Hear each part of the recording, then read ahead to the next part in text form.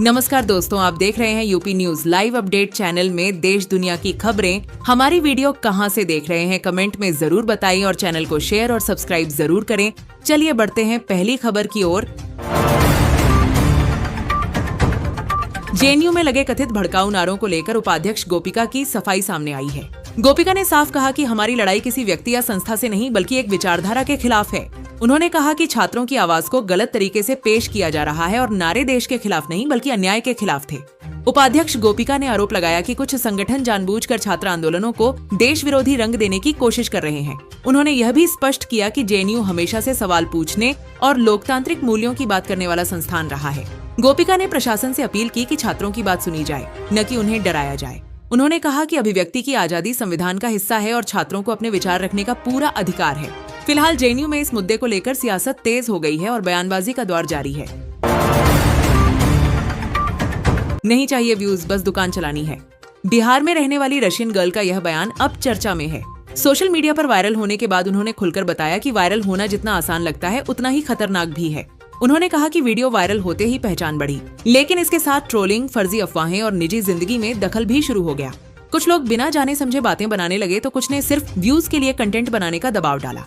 Russian girl ने साफ कहा कि वह सोशल मीडिया स्टार नहीं बल्कि शांति से अपनी छोटी दुकान चलाना चाहती है। उनका कहना है कि हर कोई वायरल होना नहीं चाहता, कुछ लोग बस सम्मान और सुरक्षित जीवन चाहते हैं। उन्होंने युवाओं को सलाह दी कि वायरल होने के पीछे अंधी दौड़ न लगाएं, क्योंकि कुछ सेकंड की लोकप्रियता लंबे समय की परेशानी बन सकती है। फिलहाल उनका यह बयान सोशल मीडिया कल्चर पर बड़ा सवाल खड़ा कर रहा है। वोट डालने से पहले सबसे जरूरी सवाल, कहीं वोटर लिस्ट से आपका नाम तो नहीं कटा?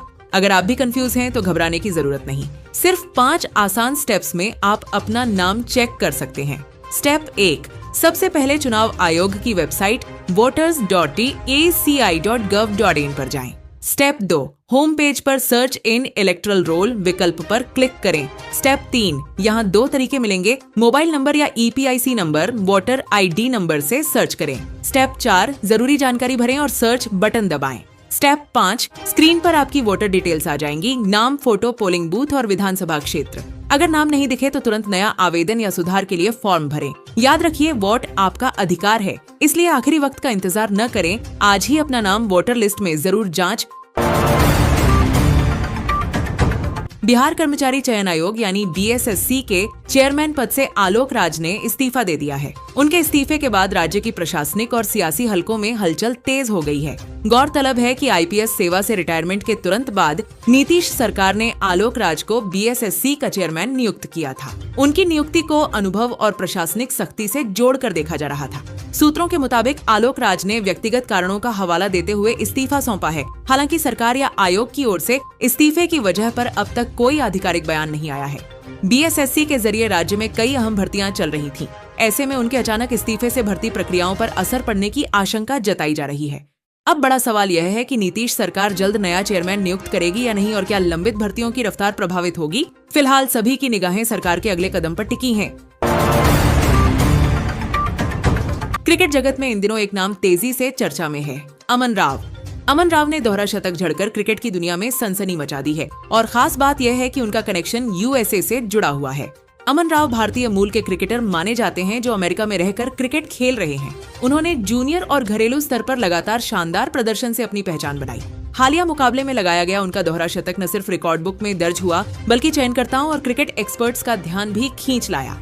अमन की बल्लेबाजी की खासियत है धैर्य, दमदार स्ट्रोक प्ले और लंबे समय तक क्रीज पर टिके रहना।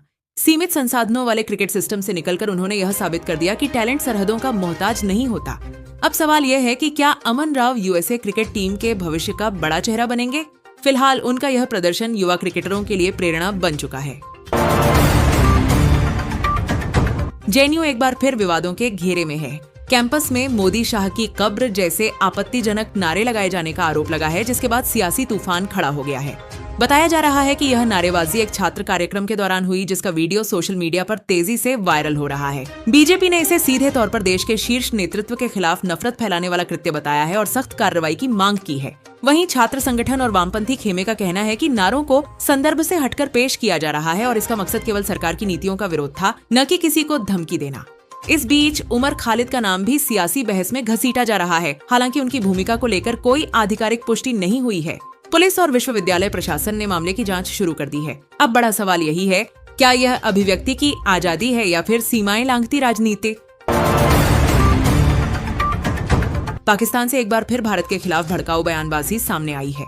आतंकी संगठन लश्कर-ए-तैयबा से जुड़े तत्वों ने गजवा-ए-हिंद जैसे कट्टरपंथी नारे लगाते हुए जहर उगला है और भारत को खुलेआम धमकी देने की कोशिश की है। रिपोर्ट्स के मुताबिक इन बयानों में पाकिस्तानी फौज को तैयार बताने जैसे दावे किए गए हैं। हालांकि भारत की सुरक्षा एजेंसियां ऐसे बयानों को प्रोपेगेंडा और मनोवैज्ञानिक युद्ध का हिस्सा मानती हैं। आतंकी बयान में प्रधानमंत्री नरेंद्र मोदी का नाम लेकर भी आपत्तिजनक भाषा का इस्तेमाल किया गया है, जिसे भारत ने पहले भी सख्ती से खारिज किया है। सुरक्षा विशेषज्ञों का कहना है कि पाकिस्तान में जब भी आंतरिक हालात बिगड़ते हैं, तब ऐसे संगठन भारत विरोधी एजेंडा तेज कर देते हैं। भारत ने साफ कर दिया है कि आतंक और धमकियों से न तो देश डरेगा और न ही झुकेगा। सीमा पर सुरक्षा एजेंसियां पूरी तरह अलर्ट पर हैं और हर गतिविधि पर कड़ी नजर रखी जा रही है।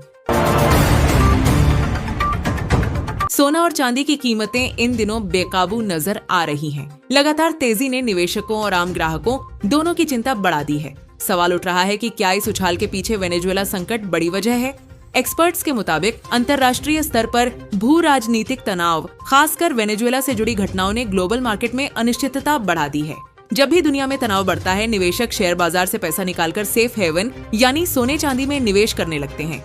विशेषज्ञ बताते हैं कि सिर्फ वेनेजुएला ही नहीं बल्कि डॉलर में उतार चढ़ाव, कच्चे तेल की कीमतें और ब्याज दरों को लेकर असमंजस भी इस तेजी का बड़ा कारण है। इसके अलावा सेंट्रल बैंकों की खरीद और वैश्विक मंदी की आशंका ने भी कीमती धातुओं को सपोर्ट दिया है। भारत में शादी ब्याह का सीजन और निवेश की बढ़ती मांग ने भी कीमतों को ऊपर बनाए रखा है। एक्सपर्ट्स की राय है कि फिलहाल बाजार में उतार चढ़ाव जारी रहेगा। ऐसे में निवेश से पहले जल्दबाजी नहीं बल्कि सोच समझकर फैसला लेना जरूरी है। स्कूल क्लोज मॉम, यूपी में ठंड के चलते स्कूलों की छुट्टियां बढ़ी। यूपी में कड़ाके की ठंड और शीतलहर को देखते हुए राज्य सरकार ने बड़ा फैसला लिया है। प्रदेश के कई जिलों में स्कूलों की छुट्टियां बढ़ा दी गई हैं। बढ़ती ठंड, घना कोहरा और गिरते तापमान के कारण छोटे बच्चों की सेहत को ध्यान में रखते हुए यह निर्णय लिया गया है। उत्तर प्रदेश में नर्सरी से कक्षा 8 तक के स्कूलों में अवकाश बढ़ाया गया है। अब स्कूल निर्धारित नई तारीख तक बंद रहेंगे। जिलाधिकारी को स्थानीय मौसम के अनुसार छुट्टियां बढ़ाने का अधिकार दिया गया है। कई जिलों में तापमान 5 डिग्री से नीचे पहुंच चुका है, जिससे बच्चों का स्कूल जाना जोखिम भरा माना गया। ऑनलाइन कक्षाएं जहां संभव हों वहां जारी रखने के निर्देश दिए गए हैं। कक्षा 9 से 12 तक के छात्रों के लिए समय में बदलाव या सुबह देर से स्कूल खोलने के आदेश दिए गए हैं। सरकारी के साथ साथ प्राइवेट स्कूलों पर भी यह आदेश लागू रहेगा। मौसम विभाग ने अगले कुछ दिनों तक ठंड और कोहरे के बने रहने की चेतावनी दी है। प्रशासन ने अभिभावकों से अपील की है कि बच्चे बिना जरूरत घर से बाहर न निकलें और गर्म कपड़े पहनें। आगे मौसम की स्थिति को देखकर छुट्टियों को लेकर फिर से फैसला लिया जा सकता है। आप बने रहिए हमारे साथ ऐसी ही हर जरूरी अपडेट सबसे पहले पाने के लिए।